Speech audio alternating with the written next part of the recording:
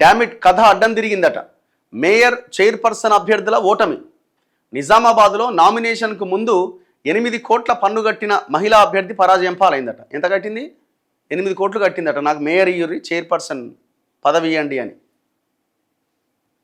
కుర్చీపై కన్నేసిన ఆ నేతలు అసలు ఆ రేసులో నిల్చునే అవకాశాన్నే కోల్పోయారట. రచ్చ గెలిచేందుకు ఉత్సాహం చూపినా ఇంట గెలవలేకపోయారు. నువ్వు ఫస్ట్ చైర్మన్ కావాలంటే మెంబర్గా గెలవాలి కదా, వార్డు మెంబర్గా. ఓడిపోయింది. మున్సిపల్ ఎన్నికల్లో మేయర్, చైర్పర్సన్ పీఠాలు ఖచ్చితంగా తమకే దక్కేలా అధిష్టానం నుంచి హామీ తీసుకున్న అభ్యర్థులు తీరా సొంత గల్లీలోనే ఓటమి మూటగట్టుకున్నారు. తమ పార్టీకి మెజారిటీ స్థానాలు దక్కిన సొంత డివిజన్లు, వార్డుల్లో ఓడిపోవడంతో మేయర్, చైర్పర్సన్ కుర్చీలపై ఆశలు గల్లంతైనాయి. దీంతో సదరు అభ్యర్థులు షాక్కు గురయ్యారు. నిజామాబాద్ కార్పొరేషన్లో కాంగ్రెస్, మజ్లిస్ కలిసి మేయర్, డిప్యూటీ మేయర్ పీఠాలు దక్కించుకునే అవకాశాలున్నాయి. ఇక్కడ మేయర్ అభ్యర్థిగా వంశీ హోటల్ యజమాని కాటిపల్లి నరేందర్ రెడ్డి సతీమణి శమంతను అధికార కాంగ్రెస్ ముందుగానే ప్రకటించింది. ఇప్పుడు ఆయన ధర్మపురి అరవింద్ అన్నాడు కదా, మహేష్ కుమార్ గౌడ్ అమ్ముకున్నాడు నరేందర్ రెడ్డి అది ఇదని, ఆ నరేందర్ రెడ్డి అనమాట. అయితే ఈ 19వ డివిజన్ నుంచి ఆయన భార్య శమంతను బరిలోకి దింపిరట. అయితే ఆ డివిజన్లో బీజేపీ అభ్యర్థి చేతిలో ఓడిపోయిందట. ఎంత పని అయిపోయా? 8 కోట్లు పోయానా? 8 కోట్లు ఎక్కడిది అంటే ఏదో ట్యాక్స్ ఏదో ఉన్నది వాళ్ళు కట్టాల్సింది గవర్నమెంట్కి. ఆ ట్యాక్స్ కడితేనే పోటీ చేయడానికి అవకాశం ఉంటుండే, కట్టాల్సి వచ్చింది.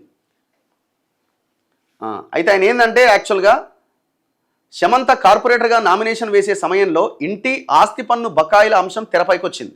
నరేందర్ రెడ్డి దంపతులు అధికారికంగా 8 కోట్ల పన్ను బకాయిలు చెల్లించారు. అసలు ఆ పన్ను కట్టకపోతే నీకు పోటీ చేసే అర్హత లేదు. పోటీ చేయకపోతే మళ్ళీ గెలిస్తే చైర్మన్ పోతట్టుంది.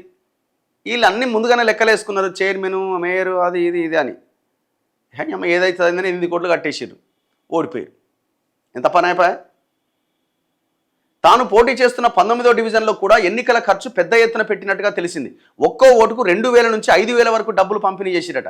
మేయర్ అభ్యర్థి కావడంతో 60 డివిజన్లకు కూడా ఎన్నికల ఖర్చులను నిధులు సర్దుబాటు చేయాల్సి వచ్చింది. మొత్తంగా 20 కోట్లు లెక్కకొచ్చిందట. ఎంత? 20 కోట్లు.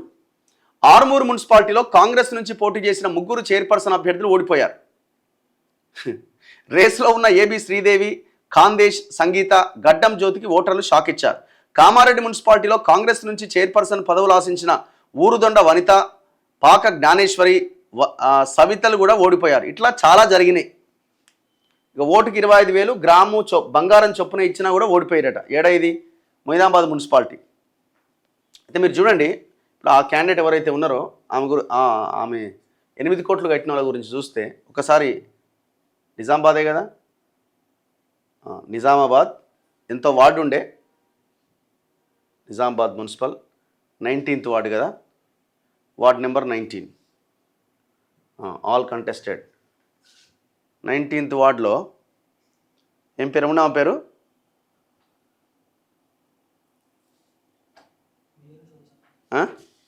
కాంగ్రెస్ ఆమె శమంత కుమారి.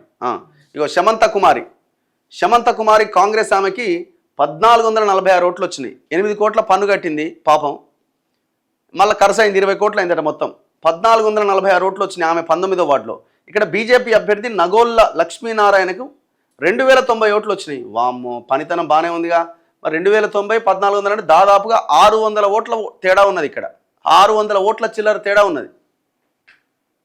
మరి ఎట్లా పోటీ చేసిరు మీరు? మీకు బలమే లేదాడా? బీఆర్ఎస్కి 104 ఓట్లు వచ్చినాయి.